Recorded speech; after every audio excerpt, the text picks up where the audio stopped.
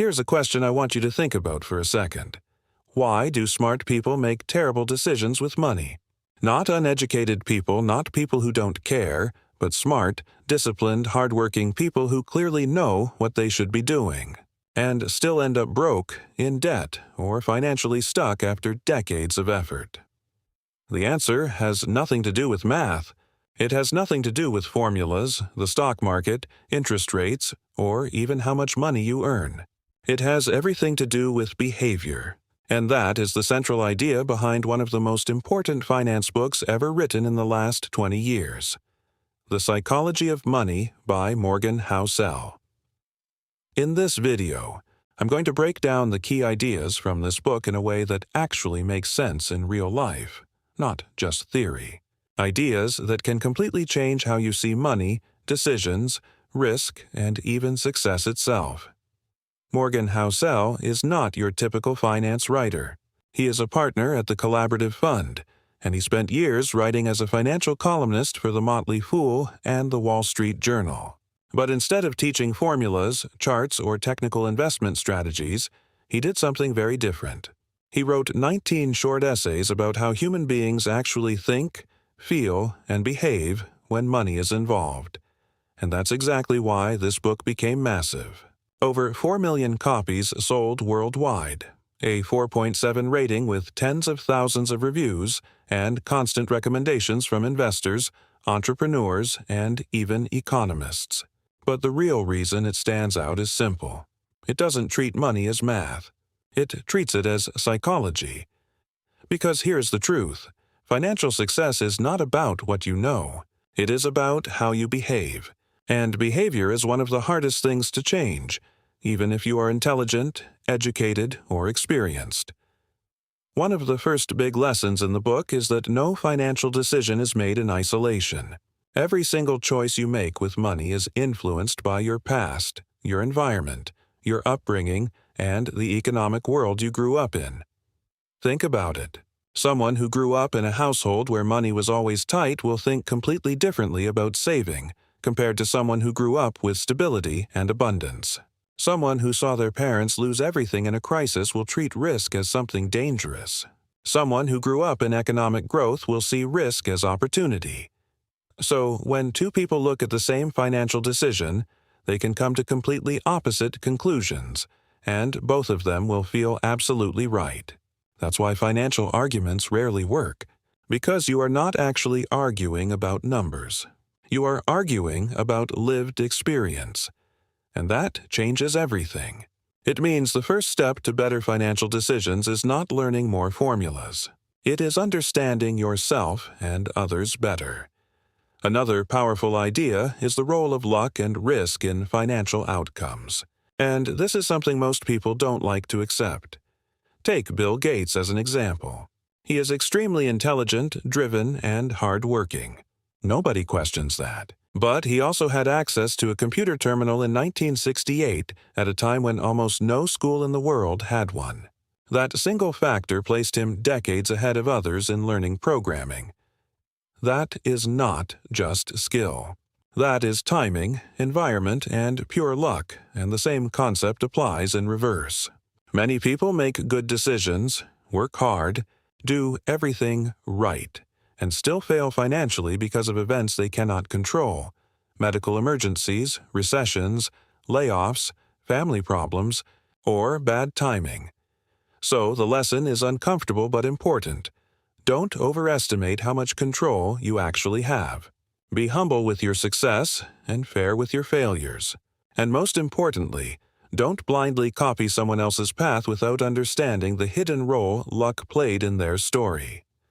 If you're finding value in this so far, do me a quick favor right now.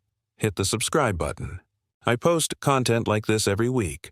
Practical, simple, no-fluff financial thinking that can actually help you in real life. Let's keep going. One of the most dangerous ideas in personal finance is the concept of never enough. Morgan Housel explains that many people don't become financially unstable because they earn too little, but because they never define a stopping point. They never decide what enough actually means, and when you don't define enough, the goalpost keeps moving forever. You earn more, so you want more. You get more, so you spend more. You achieve one level, and immediately the next one becomes the new normal. Eventually, that cycle pushes people into higher risk, higher stress, and sometimes complete financial collapse, even when they were already successful. Because the truth is, chasing more without limits is dangerous. The most financially stable people are not the ones who maximize everything. They are the ones who define enough early and protect it aggressively.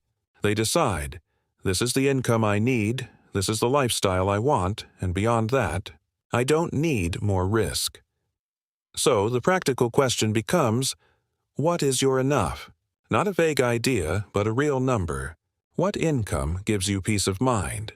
What level of savings makes you feel secure? Write it down, because clarity here changes behavior more than motivation ever will.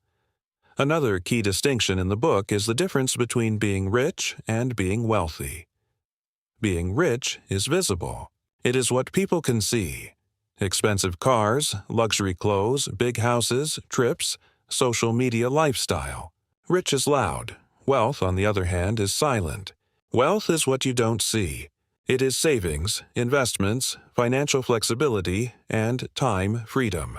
It is the money that was not spent. And here is the paradox. Many people spend money trying to look rich, but that behavior actually prevents them from becoming wealthy. Because when you buy things for status, you are converting long-term security into short-term validation. And most of the time, that validation is not even real, because people are too focused on themselves to care as much as you think. Real wealth is built in the gap between what you earn and what you spend. The bigger that gap, the faster financial freedom grows.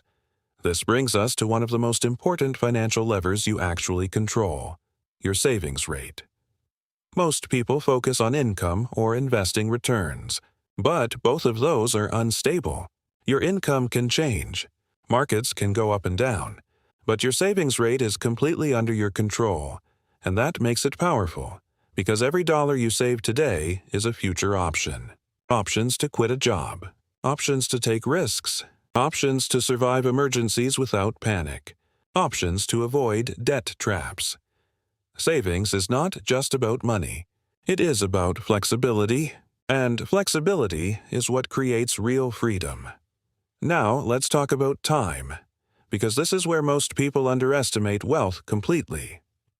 Warren Buffett is one of the best examples.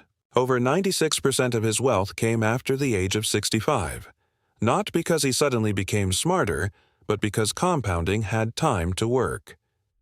And that is the secret most people miss. Wealth is not built quickly. It is built slowly, but consistently.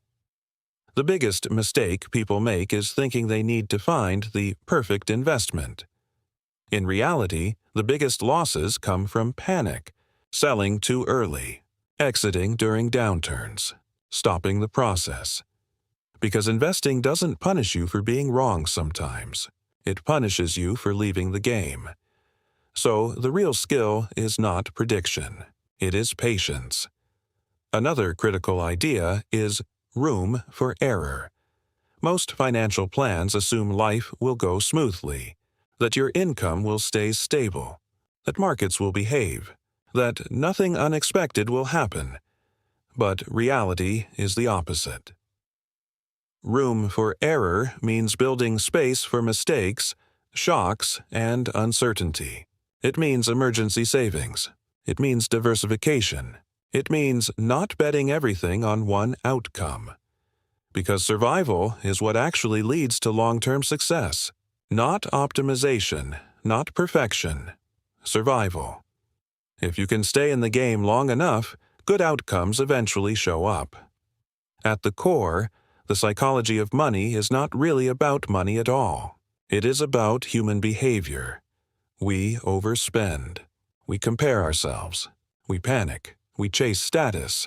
We confuse looking successful with being successful. And most of these decisions are emotional, not logical. The real problem is not the economy or your salary or the market.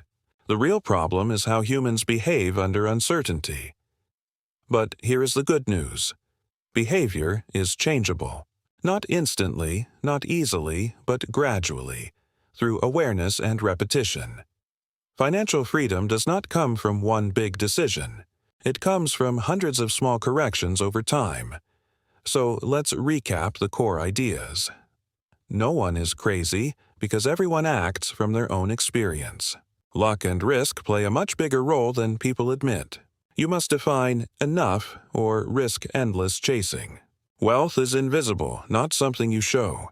Your savings rate is one of your strongest tools. Time and patience are more powerful than intelligence, and you must always build room for error.